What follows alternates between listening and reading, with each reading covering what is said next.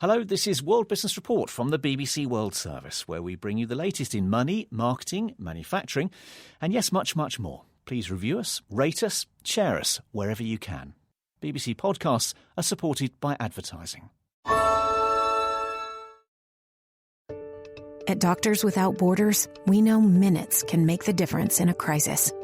Every 4 minutes, more than 100 people around the world are forcibly displaced from their homes.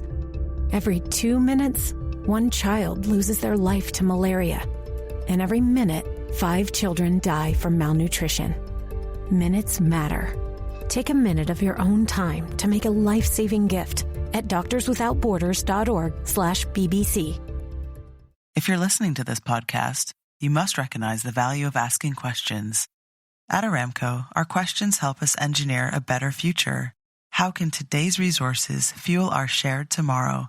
How can we deliver energy to a world that can't stop? How can we deliver one of the fuels of the future? How can we sow curiosity to harvest ingenuity?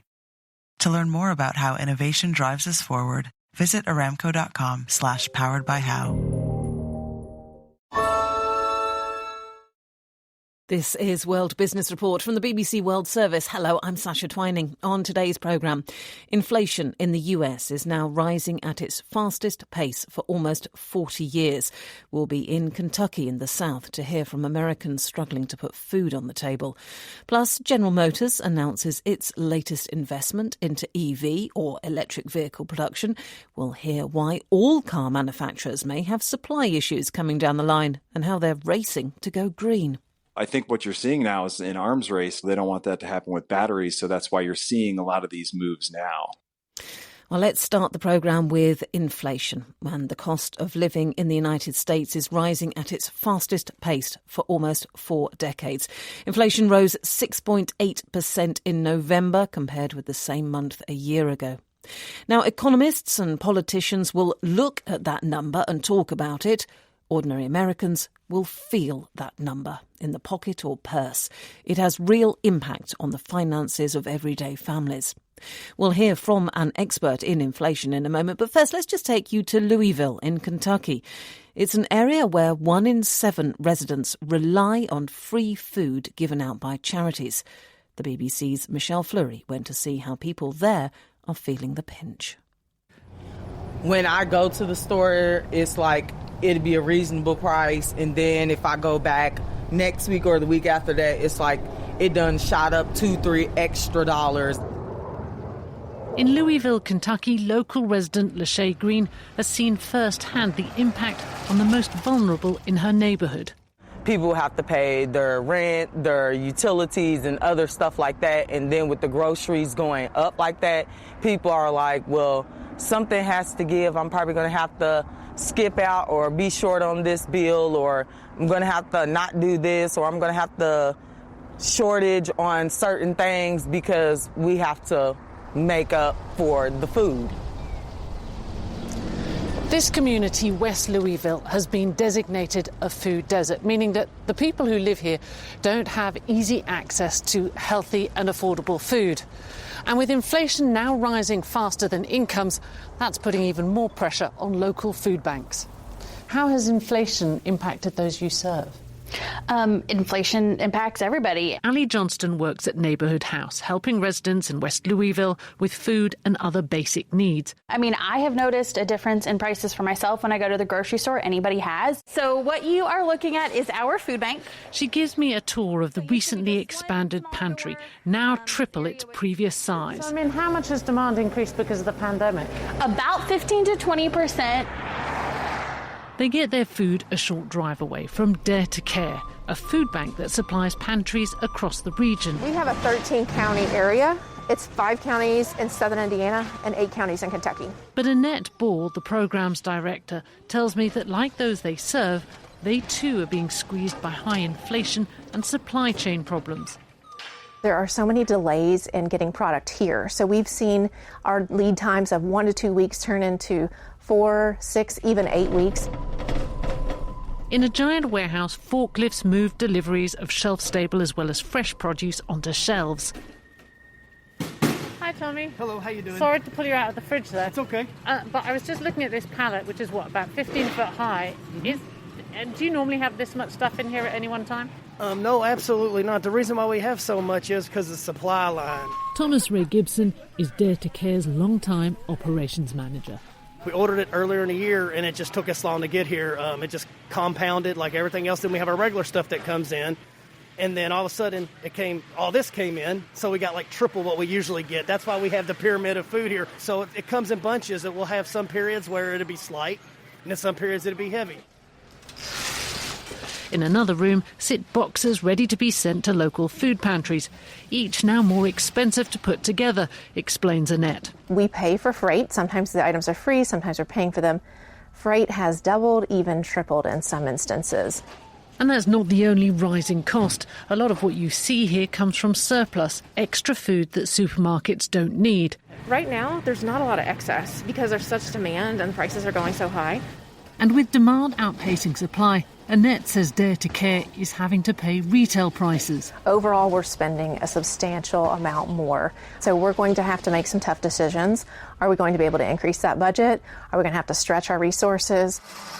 If they can't get food here, tens of thousands of people could go hungry. Rising food and transportation costs causing hardship, not just for families struggling to cope, but also for those trying to help them. Everything's on the line. We cannot let our neighbors go without food. Michelle Fleury in Kentucky there. So let's look at what is causing this and one expert's view on the way forward. Steve Hankey is a professor of applied economics at the Johns Hopkins University in Baltimore, Maryland. He's also one of the world's leading experts on hyperinflation, and I asked him how concerned he thought the federal government should be about the inflation figures. The federal government should be very concerned. We have hit a 39-year high in inflation with the report for the Consumer Price Index at 6.8% from a year ago. So that's a pretty staggering number. In July, John Greenwood, who's the chief economist at Invesco in London, and I wrote an article in the Wall Street Journal in which we said inflation would end at 6% or perhaps up to 9% per year by the end of this year. So the question becomes, why did we say that way back in July? And the main reason is we focus on the only cause for inflation is excessive growth in the money supply. Milton Friedman's old quantity theory of money is very reliable, and that is the only thing that revs inflation up. Too much money. If we look, though, at some of the reasons that the White House and the Federal Reserve have put on this, they have said, in the last few hours, the White House has said that there are signs that gas prices are falling and that costs are coming down, and that has not been factored into these particular inflation figures. In other words, it is transitory and will soon begin to decrease. Do you not agree with that at all? Oh, this is utter rubbish coming out of the White House and the Federal Reserve and all the press. They're all wrong. They're talking about ad hoc reasons for inflation, supply chain problems, gasoline prices, the port in Long Beach being tied up. China, Switzerland, and Japan have all these supply chain problems and glitches that we have in the United States. And their inflation rates in all those countries that I just listed are below 2%. In fact, in Japan and Switzerland, it's below 1%. So this is a ridiculous statement. These prices in gasoline, used trucks, and so forth are changes in what we call relative prices. You have a basket of goods, and the prices in the basket move all over the place. But the question is, where is the basket? What's the level of the basket? And the basket is the price level that incorporates everything. And we talk about inflation when we're talking about the Consumer Price Index, or a basket of things. So this is bad news for the White House because inflation now, Sasha, is going up more rapidly than the average wage rate. The average wage rate now is being eaten away. Inflation is a thief, and it's robbing people. Their real wage, adjusted for inflation, has been falling now at about 2% year over year. these inflation numbers really are shockers. Well, what can the US central bank do? And indeed, what would you do? What would your advice be then? Well, right now, the growth in the money supply which is the only thing that counts, the money supply. Right now, the growth in the money supply, broadly measured, is growing a little over 12%. They have to bring that down to about 6% if they want to get the inflation rate down to their inflation target of 2%. But in the meantime, there's nothing they can do. This inflation of over 6% is baked in the cake because they've already produced so much excess money. And it takes about 2 years from the time the excess money is put into the system before it comes out as inflation. And it started going in when COVID broke out, March of 2020. So you see, we're getting around that 2-year line. So we've got 6% inflation or more baked in the cake. So there's nothing they can do about that, Sasha. It's excess money that's in the bathtub, and it's going to come out as inflation. Professor Steve Hanke there. Well, let's hear now from our markets guest. Chris Lowe is from FHN Financial in New York, and I asked him what sort of impact that these inflation figures have had on the markets. Surprisingly little, in fact. Another massive increase on the heels of the increase in October. Any sense that inflation is going to rapidly diminish has been set back, and yet stock markets seem to shrug it off after about 15 minutes of worry. And even the bond market, very little change in yields there, although short-term bonds are higher, suggesting a higher probability of Fed rate hikes next year. So why are they shrugging this off then? Well, I think it's a combination of things. One, it could have been worse. The number was in line with expectations. All of us on Wall Street have been acutely aware of inflation for the past couple of months. So no one was surprised, which is always good news. And then on top of that, we had a debt ceiling deal last night. It's not completely done, mind you, but normally to raise the debt ceiling in the U.S. requires 60 votes in the Senate, which would mean you'd need 10 Republicans to support it. There are no Republicans willing to vote for a debt ceiling rise, so we were looking at the possibility of trouble around the middle of the month. In fact, Janet Yellen said next Wednesday was the drop-dead date. But last night, a deal was struck and the way was cleared for a simple majority vote. That will allow Democrats to increase the limit on their own. And it takes what was a considerable worry hanging over the market away. And I think that was a big part of today's rally. So the rally ended up with a new high for the S&P across the Dow as well, was it? The Dow is close, but the Dow outperformed the S&P in early November, and those early November highs still stand. I suspect we'll make a run at it next week, although just about every major central bank, including the Fed, is meeting next week, so that'll be one more hurdle to get across. Chris, let's talk about GM, General Motors. The car manufacturer has today announced it's throwing around $4 billion at the electric car industry in Michigan. Has that had any impact on its share price? It certainly has. GM shares are up about 5% today in response to that. I think the rise there is primarily because Ford has made such great strides toward developing its electric vehicle program. There were some worries GM might be left behind, and clearly investors think this news is good news for the automaker. Chris Lowe there. Well, let's take a look in more detail at that announcement from General Motors. The car maker has previously said it wants to be carbon neutral by 2040 and sell an all-electric lineup by 2035. Will there be an EV for me? What about me? An EV for me? What about me? Can I get one too? EV for this princess? What's an EV? A GM advert for its EV models there, electric vehicles. Incidentally, if you want to put numbers into context, the company sold around 2.5 million vehicles in the States in 2020, and only about 20,000 of them were electric. So it is a big pivot that it is attempting. So given that, how big an investment is this? What is the plan? Mike Callias is from the Wall Street Journal, and I asked him if he thought this was a significant move. Yeah, I think it's significant for a few reasons. They're spending roughly $35 billion over 5 years on electric and driverless technology. They've spent a chunk of that so far. So this is another $3 billion, and it's going into their home state of Michigan, which lately in the auto industry, we've seen a lot of investments going more toward the southern and western part of the U.S. and away from that traditional stronghold of the industrial Midwest. So I think this is a pretty big deal for some of those states in the Great Lakes, especially Michigan, which have started to get a little nervous that they're going to miss out on the whole EV revolution. Yeah, indeed. I mean, is this sort of showing that GM still believes the legacy of Michigan will still hold true for these new models as well then?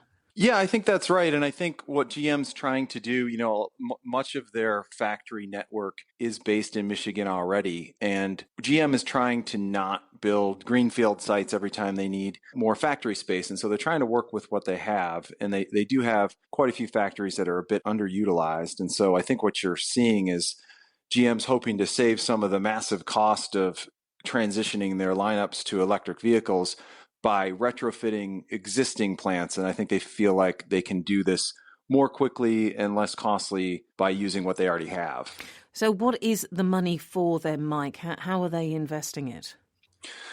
Well, the company's not confirming anything yet, but we understand that they're going to spend roughly $2 billion, maybe more, on an existing factory in suburban Detroit. This is one of those plants that is lightly used today, but they're eyeing this for a hub for electric pickup trucks, which in the U.S. is a very lucrative, important market for the U.S. automakers. It's where they make virtually all of their money. And then a second piece of these projects is a new battery plant. This would be the third in the U.S. for GM and the first in Michigan. And all of those are built with a JV partner, LG, out of Korea. Now, all the car makers are now going to be going after batteries, battery technology, the rare earth metals, all of those sort of components for that.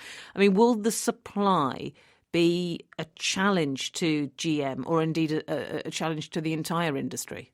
Yeah, there are big concerns among auto executives that they're not going to have enough batteries to make this big switch to electrics that they all are going after now. GM and Volkswagen in Europe were probably the earliest on in laying the groundwork for this change. But now, like you said, all of the traditional automakers are moving in this direction, announcing plans for JVs with battery companies, battery plants in the US and Europe. And so I think what you're seeing now is an arms race to get ahead of that and make sure that they don't end up in the same position that a lot of them have been this year with semiconductors, for example, which completely snarled a lot of the production around the world. They don't want that to happen with batteries. So that's why you're seeing a lot of these moves now.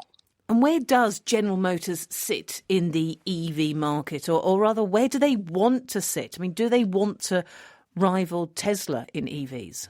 Yeah, it's a great question. I mean, right now, Tesla just stands alone as by far the market leader, both in the US and around the world in terms of overall sales and cachet. Everyone else is chasing them. I think, GM is on record as saying that they want to and believe they can surpass Tesla. They haven't really put a time frame on that yet. And they've got a lot of work to do because I think GM is seen as having a lead in terms of laying the groundwork as one of the traditional automakers that could catch Tesla in terms of batteries and vertical integration. They're far along on that stuff, but they really haven't shown it in the showroom and selling vehicles yet. A lot of these vehicles have yet to come out. And so in the next couple of years, we're going to get a better sense for if someone can close the gap on Tesla, who's it going to be? I think GM is one that's poised to do it, but there's others, Ford, Volkswagen, everyone's moving in this direction.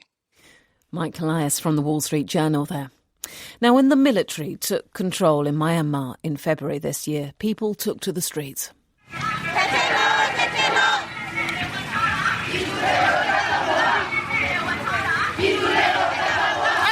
Dozens of people were killed as the army brutally repressed demonstrators who are calling for the return of the government. Now pro-democracy protesters in Myanmar are employing a new weapon of their own: silence. At exactly 10 o'clock on Friday morning, people and cars disappeared from streets across the country as part of what's being called a silent strike. Many businesses closed in the main cities of Yangon, Mandalay and Naypyidaw. Reports suggest the military has threatened them with closure for a month as punishment for taking part. Thinzo Senlai went into hiding when the March protests were repressed, and she told my colleague Mike Johnson what the impact of today's silent strike has been. It's being widely joined by a lot of people, and it's been observed in different places, especially small towns and even in the border areas, like in the India side. Some of the Burmese majority people living there were joining in the strikes. Also across social media, people are joining in wearing black shirts, posting on their social medias, talking about Human Rights Day and how the military coup council could not rule the people even till 10 Men Lao after 310 days under the coup attempt. Is it true that the army has been photographing the shops and other businesses that aren't opening? Basically, they're not just photographing before the silent strike at midnight or at night. They've been kind of threatening people across different community walks, village track, that people have to go out and act like a normal. And if they don't, then they will confiscate their properties and so on. And we have some report that they actually grab the properties like small shops, beside the roads, and they just grab them, put on their track, and they just took them away. Pro-democracy activist Thinzo Senlai speaking from hiding. Anna Plunkett is a lecturer in international relations at King's College in London and studies Myanmar closely. What does she think about this silent strike tactic? It's a big change in the protests that we've seen, and I mean, one of the things we can definitely see from the protest side and from the civil disobedience movement is, they're very adaptive and they have changed their style and method of protest quite a lot over the last 8 months. And so for the regime, I think, it will be a shock. It is a big change from being very viral, very on the streets to now seeing those streets emptied and having no businesses open, no one in the pagodas, no one out there. It's a big concern for them because really, for the regime, they're looking to build this sense of legitimacy now. They've kind of moved away from this initial period of where they had this high political turmoil, highly repressive, and we're seeing a move towards a much more consolidating regime that wants to, come back to business as usual, to get people back into work, to get the banks moving, to get the economy going again. Anna Plunkett of King's College London speaking a little earlier now. Well, let's catch up now with our sister programme, Marketplace on American Public Radio. A little earlier, I spoke to its presenter, Kai Risdell, and asked him what story from the last week stuck in his memory. Yeah, so I had a conversation with a woman by the name of Hayden Brown, and she runs a company called Upwork, which facilitates freelance workers, or in her parlance, skilled professionals, looking to do something else, basically to get into the gig economy, find connections with corporations, and partake in that thing that we're seeing in this country and in many others, I'm sure, the great resignation. I want to do something else. The pandemic shook things up, and it's time for me to have a change. Anyway, Hayden Brown, the CEO of Upwork, here she is. I think there was a huge talent shortage for skilled professionals before the pandemic. And as people have gone through the last year and a half plus, they have really realized that they can tap into remote talent in new ways. And that is what all the skilled professionals on our platform are doing. They work remotely for these businesses. And so the world has really woken up to the idea that they can close critical skill gaps with these folks. And I think that is a tectonic shift that we're not going to go back to the world pre-COVID in that regard. Okay, put a pin in that not going to go back thing, because I do want to get there. But should I be a talented professional looking for other opportunities? How does it work? It's pretty easy, actually. You create a profile online, you talk about the skills and expertise you have, and then start pitching yourself to jobs that are applicable to you and waiting for invitations from clients to come to you. And then as those come in and as you win projects, we do all of the work on the back end so that you're getting paid. We create the contracts. We have a lot of systems to ensure that you actually don't have to worry about any of the aspects around running your business. You just do the great work for clients and enjoy being an independent freelancer. And for which you get some cut, right? That's right. We take a cut of the earnings as our fee for doing those services. Okay, so what kinds of firms are the clients? Are these sort of small businesses like mom and pop shops? Are they mediums? I mean, who might I be working for, me, the talented professional looking for new opportunities? It's everybody. That's one of the compelling things I think about this work right now and on our platform is people can do incredible work with incredible businesses that are really tapping into these professionals. Okay, so let's get back to the pin I put in the whole going back thing.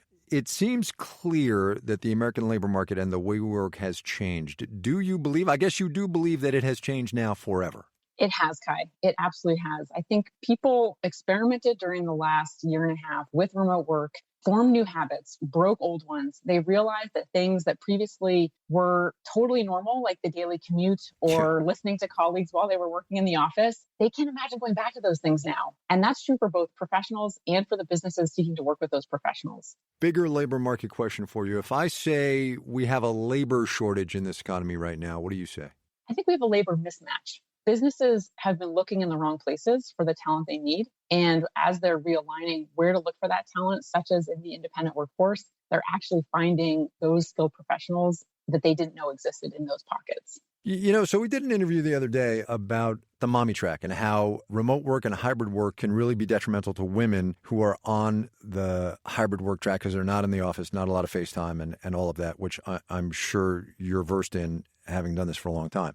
But one of the things I talked about was there are some companies, and I cited JP Morgan and Jamie Dimon and the banking industry and law firms. They're like, you got to be in person, man. If you want to compete in this industry, you got to be in person. What do you say to that? Those times have changed. I think that companies that really figure out and lean into how to rewrite the rules of leadership, of mentorship, of customer interfacing in a much more distributed and remote first way, augmented with FaceTime. FaceTime doesn't completely disappear, will find themselves competing and operating in ways that bring in women and diverse talent and actually let them compete more in their spaces. Hayden Brown there, the CEO of the freelance company Upwork. Now, Kai, obviously, as she says, it's very good for businesses and for freelancers who want to do different things.